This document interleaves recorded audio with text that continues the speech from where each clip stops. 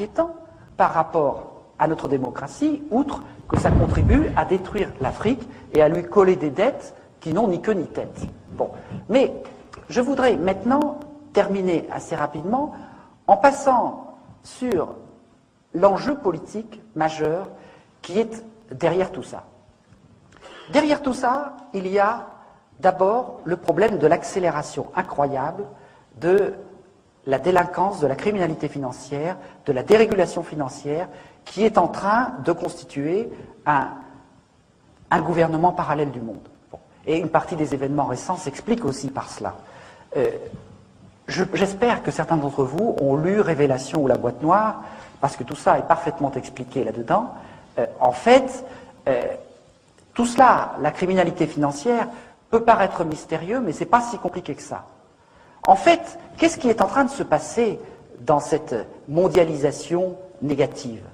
C'est que, autrefois, pourquoi avons-nous été capables de dilater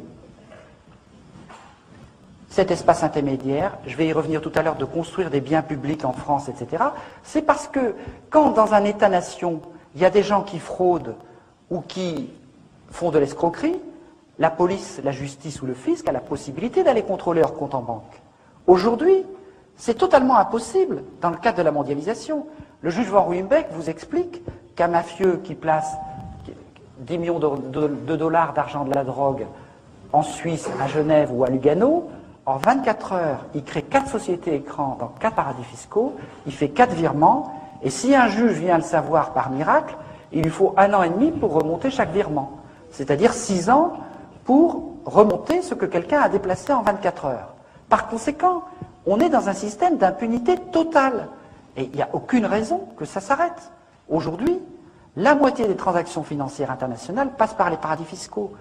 1 000 milliards de dollars chaque année d'argent du crime rentrent dans le système bancaire, y compris dans les plus grandes banques françaises.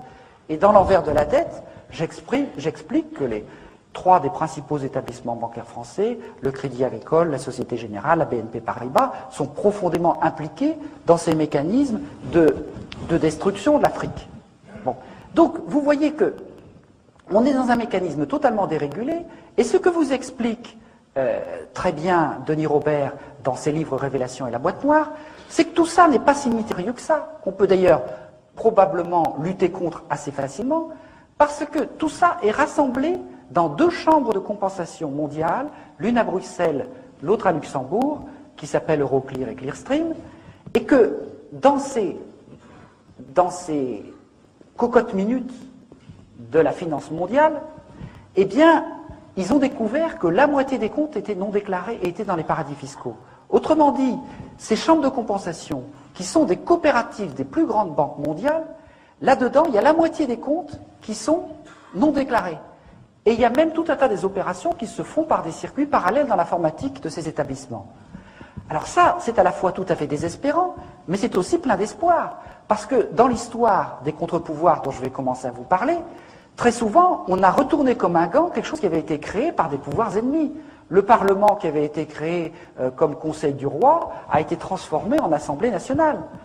Eh bien, ces chambres de compensation qui gèrent la finance mondiale, il suffirait d'une volonté politique européenne pour les transformer en banque centrale sous contrôle public.